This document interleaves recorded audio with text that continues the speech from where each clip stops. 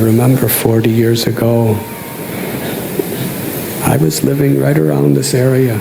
I was taking a Burmese Buddhist meditation course somewhere near Bhuleshwar. And I remember where I was. There was just about 12 people taking this course. And I was one of them. And I was just meditating. About 15 hours a day I would just meditate. Because there were 3 group meditations a day for an hour each, and then the rest of the day you just meditate as much as you want, and I just did it all day. And it was about, I think, 10 days. And I remember at night I would look out, because we all slept on the floor, in this really old little flat. And I remember looking out the veranda, and there were all these people just sleeping on the street, in the alleyway. And I remember seeing these gigantic Bombay rats just walking all over the place. And they'd be walking over people's faces,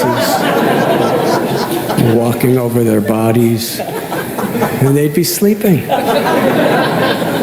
And every now and then I'd see someone wake up because the rat went across their face, and they just kind of went like this and went back to sleep. It's amazing how people can get accustomed to whatever their particular situation is. And I used to watch, and I was thinking, these people must be some kind of yogis. They're soundly sleeping with rats crawling over them. So I was very impressed by the people of Bombay, according to my own realizations. And after the course, 10 days of sitting like this, I wanted to just walk. So I had no shoes, I was barefoot, and I was walking. I don't know where I was walking, but I kept walking. The crowded streets. There wasn't many cars in those days. And the cars were either ambassadors or Fiats, yes? 2 kinds of cars. I don't remember any other kind of car. And almost everyone was black. And then all kinds of black smoke was coming out of them. But there wasn't many. It was mostly people. And I was walking and walking for several hours. And I came to a stop sign, or stoplight, and I stopped with crowds of people around. And I looked up, and there was this gigantic sign that Shamsundar Prabhu arranged that said, Hare Krishna Festival at Cross Maidan, with A.C. Bhaktivedanta Swami Prabhupada and his American and European bhaktas. I didn't even know what a bhakta was. And I had no idea who Krishna was. So it was some kind of spiritual festival, so I asked somebody, where is Cross Maidan? They said, it's just here. So I went, and that's where I discovered for the first time who Krishna was. And I spent the day there reading Krishna book, talking to some of the devotees. And then the evening came, and streams and streams of people were coming in. And I remember Yamuna Devi was singing on the stage a little earlier, beautiful bhajans. And I was just sitting, listening and reading and listening and reading. I had to give back, I just borrowed the book. Then the person from the book table came and took it back.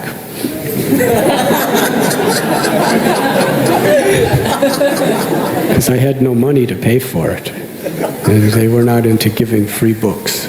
It was a big book. He said, I have to take this book back. But he said, you've been reading for so many hours, would you like to do some service? I said, yes, of course. And he brought me over to a table at the other end of the tent. And there was Giriraja Maharaj. And he was in charge of a Back to Godhead table. And he said people were stealing the Back to Godheads.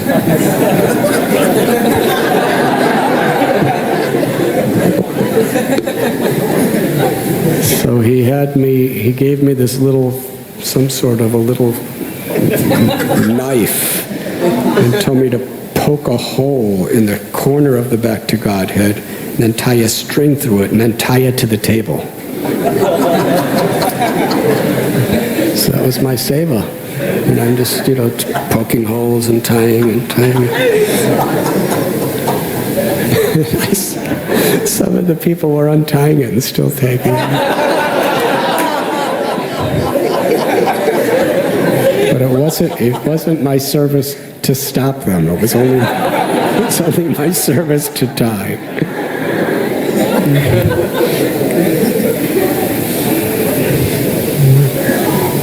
Then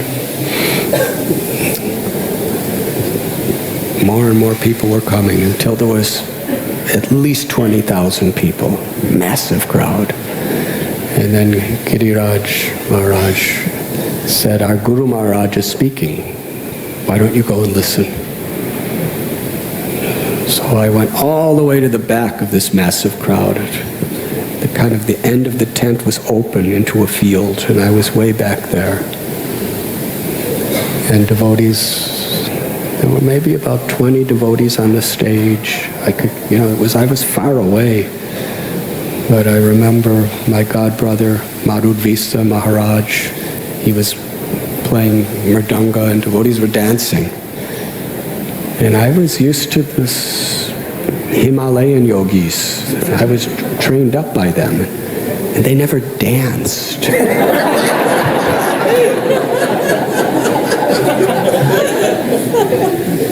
So I was thinking, why are they dancing? They're dressed like sadhus, but they're dancing. But I was not judgmental, I was just confused. But I remember as I was sitting there, I was thinking, I'm never going to dance.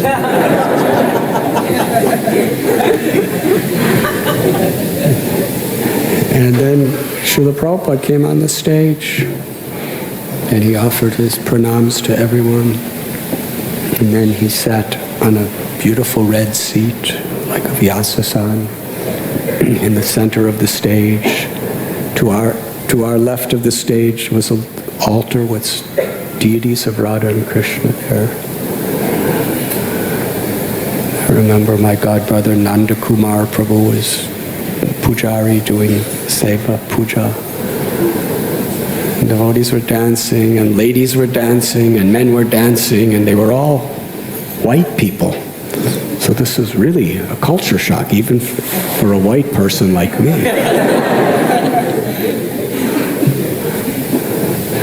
It was very special.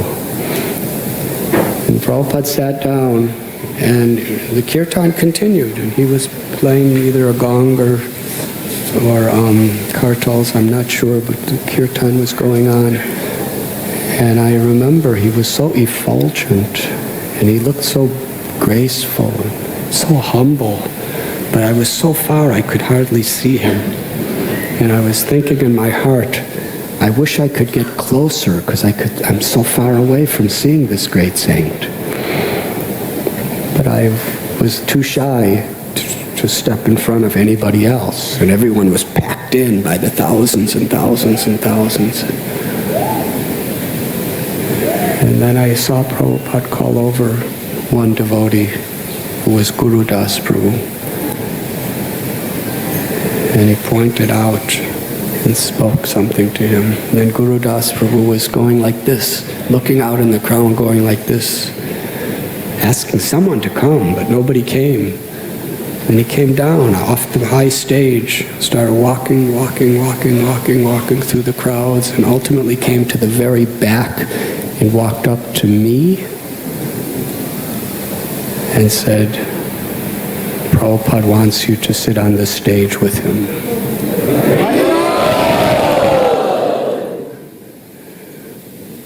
And I was very much accustomed to seeing supernatural things, living in the Himalayas. But this really shocked me. I said, how does he know me? And he didn't answer my question. He just took me grabbed my hand and pulled me. He was strong too, he pulled me. And I was like surrendered to destiny.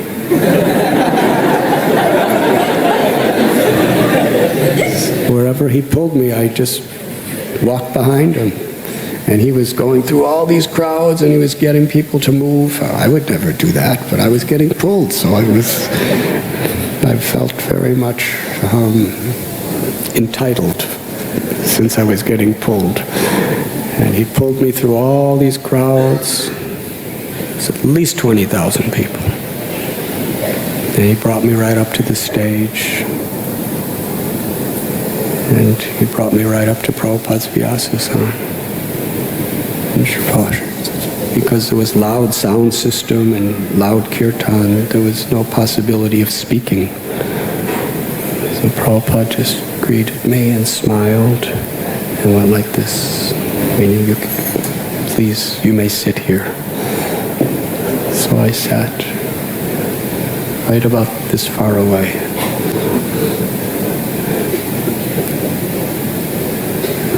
Then Srila Prabhupada led kirtan, and then he gave lecture. And it was just absolutely beautiful. And after the lecture and the kirtan, he stood up and he started to walk to the steps. In order to get off the stage, he walked right by me. And I went to touch his lotus feet, to collect dust, to put it on my head.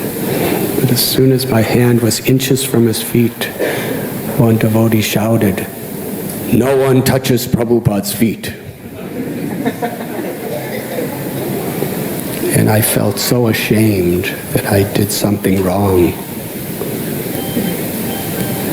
And I really felt that I made a great offense. But Srila Prabhupada, I looked up at Prabhupada. So I was on my knees, he was standing up, and he smiled at me and said, "You may touch my feet." So I touched his feet, and I put the dust on my head, and I quickly looked over at the person who chastised.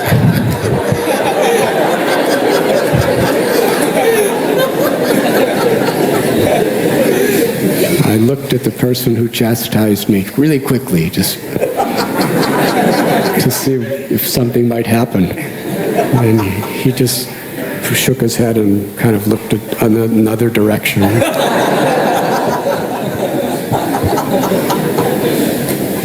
And then Srila Prabhupada said to me that you may come and sit up here with us every morning and every evening for our classes.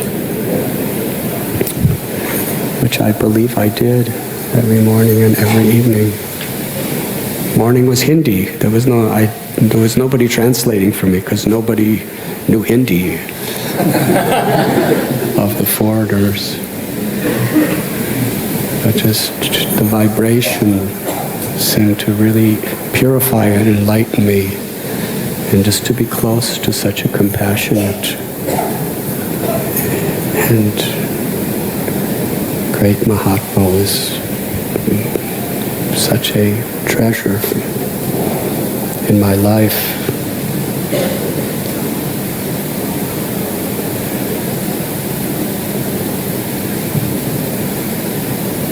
That was 40 years ago. Today, and for the next few days. It was glorious how Srila Prabhupada, there was nothing that could stop him because he had such total faith in Krishna. And he was completely fearless because of that faith. He could go to the West with nothing and establish a whole movement. He could come back to India with nothing and have a program that even the wealthiest people of Bombay couldn't put together, with just a few inexperienced helpers.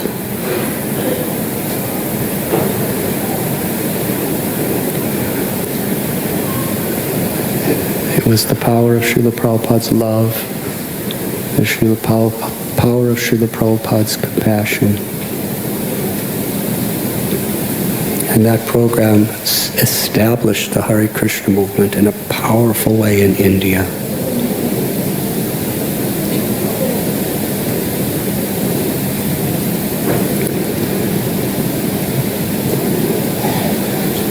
So on this occasion, personally, it was the time when Srila Prabhupada planted the seed of his compassion in my heart. And it is perhaps the most meaningful event of my whole life.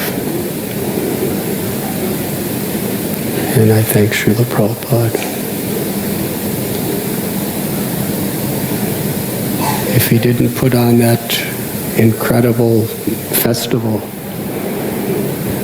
I would have just walked back to the Buddhist Ashram that day.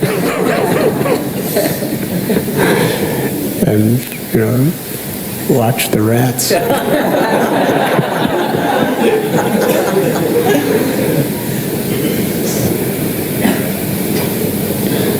Srila Prabhupada ki jai.